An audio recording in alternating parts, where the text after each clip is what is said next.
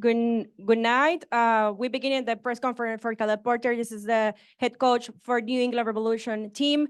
Please, the same way, raise your hand and you can make the question. If you are the ones to do question in Spanish, the head coach will be answering in English, but I can make the translation for the head coach if they want. So the first one. Great. Hey, Caleb. Can you talk about playing without Carlos, and then were you surprised that the team played so well offensively, especially without Carlos in the lineup? Am I surprised? No.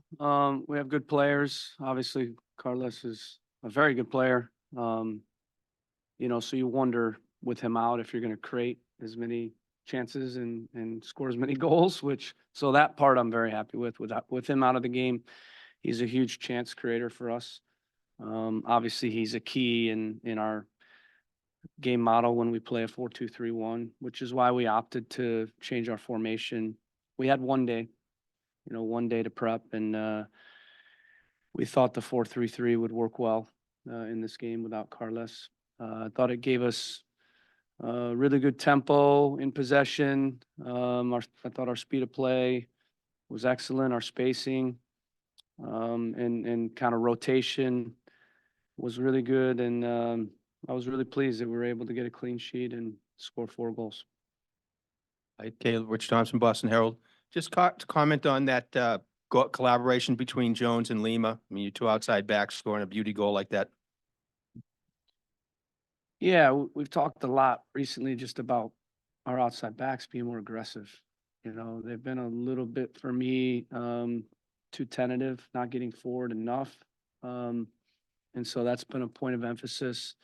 And I thought you saw today we were really aggressive with our outside backs on both sides, and I think it gave them, some problems for sure. And then we played with 2 inverted wingers as well, who could come inside and play between the lines.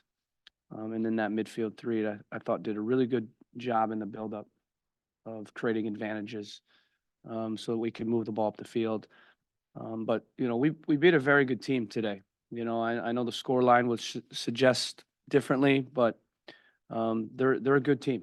They're a good team. I've watched them play a lot, and they're very good with the ball. And I thought the first 10 minutes, they looked dangerous. And obviously the first goal, I think, kind of broke the game open a little bit for us, gave some confidence in life. And for us, it's a great result, especially considering we had 1 prep day and a quick turnaround. And, that's 5 games for us, and we've won 3 of them. And the other 2 league games, we played very well. So I think our guys showed that even though we haven't won in the league, that we're very confident still. And these guys believe in the way we're doing things and the approach that we have. Caleb, it seemed like tonight, maybe with the midfield 3 or whatever it was, you were able to create a lot of turnovers in midfield, and that led, in the case of the second goal, directly to it. I guess, what did you see from that particular part of the game? Yeah, I thought we were good in transition today. We knew that would be important because, we're playing a team that does want the ball and they want to be in the front half. And, we saw at times that maybe they could be vulnerable in transition. So, I think we were good in that phase of the game. And Caleb, just kind of specifically talking about one of the midfield players, can you just kind of talk about Ian Hartson and the impact he was able to make tonight? Yeah, I thought the midfield 3, found the right balance today. You always want, kind of the right balance of football and kind of ball winning. And I think those 3 guys brought a good balance of those 2 things today.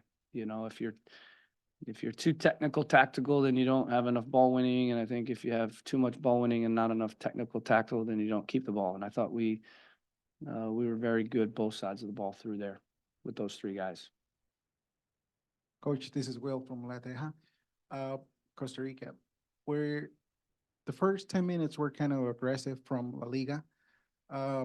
What was the change that you as a team, or you feel that what did you change to turn the game over?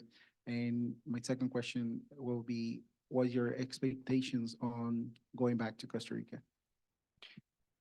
Yeah, they're a good team, and they space you out and they run some interesting rotations And we saw a few of them on film, so we were ready for them, but then they ran a different one early in the game, and it just took us about 15 minutes to adjust to it. And once we sorted out how to continue to press them, then I thought from there, and even after halftime, when you can, move some magnets and, draw up some more X's and O's a little bit, you hopefully can adjust to some of the things you've seen in the first half. So we were able to, during the game, kind of look at what they're doing and adjust on the fly, and then even more so at halftime. Marcelo Briones, meeting the ball. Tomas Chancalay, he's not playing his right position, but he's keep scoring. What is his performance? Can you tell me about him? Yeah, I thought he played very well today. Like you said, he's not a number 9, but he is a forward in terms of his mentality. He wants to score. He's never seen a shot he can't make. That's all he wants to do is score. Sometimes to a fault. There were times in the Toronto game where he should have, passed versus shot. But I love his goal scoring mentality, and he's now had a couple games up playing at the 9 because we don't have our starting number 9 in, and then Bobby Wood was out obviously last game. So that was a big part of why we didn't win the game versus Toronto, honestly. We did everything right in that game versus Toronto, but we were kind of missing that guy in the box, to score. So I think he, with a little more time there, looked a little better in this game and had a great game. Victor Valverde, Channel 13, Costa Rica. What level of soccer do you think Costa Rica has that keeps losing these games and games over and over? Mhm. And do you remember any player that really got your attention? Do you think that player that was doing great in the game, like to be in the MLS from this game tonight in our Liga Deportiva Alajuelense? Any player that you think is really good for the MLS? Yeah, so I know the Costa Rican league very well. I mentioned earlier in the week that we played against Saprissa when I was with the Portland Timbers, and they knocked us out actually. And then we ended up signing a few other players, David Guzman and Roy Miller. And then at Columbus, I signed Luis Diaz. So I think there's very good players in this league, and they're an extremely technical, tactical league. So I think it's a good league with good teams, and they're capable. I mean, it took Philly an extra time goal to advance versus Saprissa. Saprissa gave them all that they could handle, and I think 4 games ago it was 0-0 right against Saprissa, Alajuela. So I just think it wasn't their night tonight. I think we got on top of them with a couple goals and kind of turned it, and it got away from them a little bit. But this next leg is going to be extremely difficult. Extremely difficult. They're going to throw the kitchen sink at us. They got, in some ways, nothing to lose, and they're just the fans are going to be difficult. I know the environment there, but I have a lot of respect for the Costa Rican players and, the league as a whole. Certainly the national team has shown that with some of their, World Cup appearances.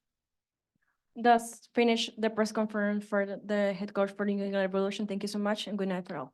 Thank you, guys. Take care. See you.